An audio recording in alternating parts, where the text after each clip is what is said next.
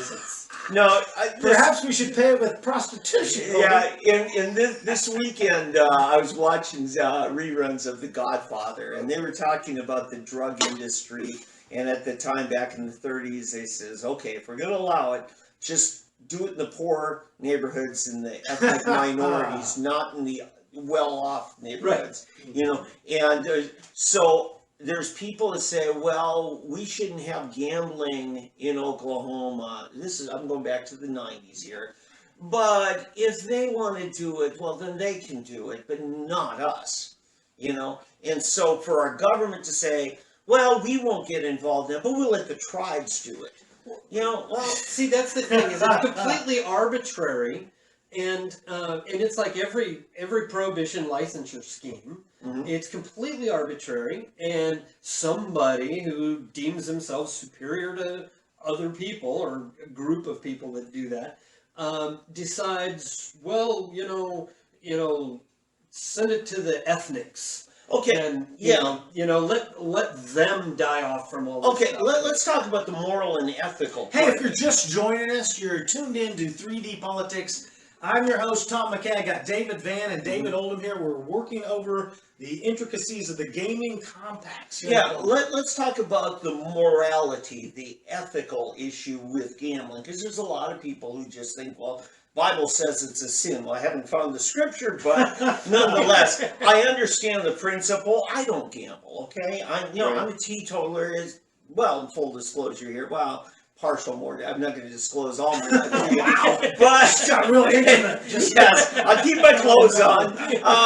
But here's the deal. If the government say, no, we're morally opposed to gambling, but we will take 25% of the cut, then it's okay. Well, then, yeah. You know, it's we're like financially invested, but we're morally opposed. Tom, I was talking to a friend of ours, Eric McCrae, last night. I says, it's kind of like my college buddy who was talking to a girl on campus, and he said, to her, he said, well, would you have sex with a guy for $1 billion? And she says, oh, yeah. And he says, well, you want to come over to my house tomorrow night for $20? And she says, who do you think I am? He says, well, we already know what you are. I'm just Dickory Price. Oh, there it is.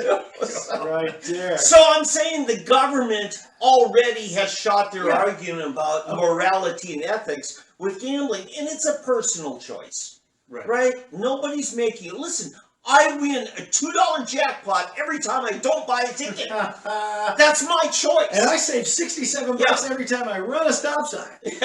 So now the gambling in Oklahoma, it pays for a lot of stuff, and that's why they want the money.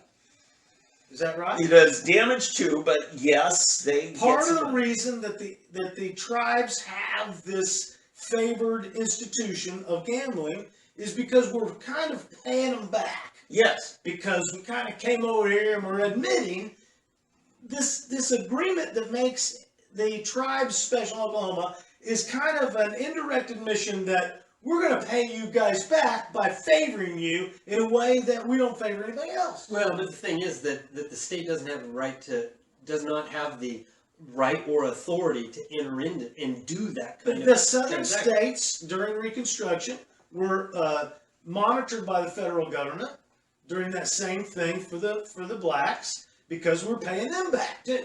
Okay, but I want to say. So I'm saying my point is that the reason we're into these discussions is because at one time it was we lived in the world of slavery and we had to pass the Constitution so that it would eventually fade away. Mm-hmm.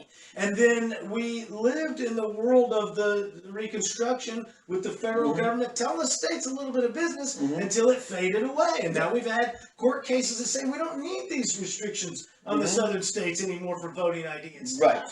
Okay, and now we're in the same position with the tribal compacts where we did this deal a long time ago to try to make it right because we're a holy and moral nation and we continue to try to make it right. And so now we are making it right with the Indians, but it's been there now. Yeah. And so it's time to fade that out. Okay, and I'm saying, okay, do we get tax dollars from them? Yes, we do. We get, or well, don't call it tax dollars. We get an exclusivity fee from them, But and what the numbers are, I don't know. But my work in mental health involves me being involved with an agency, the state government, called Mental Health and Substance Abuse Services. Well, you think that's, heroin addicts and stuff. No, do you know, it wasn't last year's budget, it was the one before. They spent, I think it was like $5 million on gambling addiction programs in the Department of Mental Health. So yes, it is costing us money dealing with the gambling addicts. We've got former leader in the Senate, Rick Brinkley, just finished a federal prison term because it was brought on by his gambling addiction at the casinos out in Stroud. Every time you go back and forth from the Capitol back to Collinsville and Watson. And that's what people tell me. Yeah, people in Stroud, they all know him at the casino there. He wouldn't go anywhere where he thought nobody knew him. But Stroud, turn him out. But you listen to Rick sometime. Rick's on social media and stuff. Listen to him. He's got a compelling story about just how powerful that addiction is. And so, yes, it has problems. Yes, it harms people, and that, I'm a liberty-loving American enough to know that, hey, it's my decision that. But it does harm families. It does harm. Kids should not be just free to go do whatever they want in there. We got to protect our kids against exploitation. So, we do have concerns. Well, but we do that. And here's the thing: you protect your own child against exploitation. Mm-hmm. It is not about government to protect us all from exploitation by just prohibiting anything that could possibly be exploited. Okay, and that's the problem. That's where they want to go, so they can hopefully. I think it was Jackson Brown who said, "Gambling can't take you anyway unless you already know where to go." Okay. Hey, let's move on from this. Anybody? Yes, that was a good little workover. At one point, I do want to revisit this concept because I want to get a good constitutional analysis on how a federal government can have a sovereign nation like the tribes or the government or like the school government. It is its own government. It's not a federal extension. Well, you talking about the public schools? Talking about the public schools. Well, we'll bring that up at another time. That's another. That's a separate analogy. I may want to do an in-depth interview sometime with Chad Smith, the former chief of the Cherokee tribe. When you and I were down at the SRLC back 4 years ago, I ran into him and we talked about a number of things.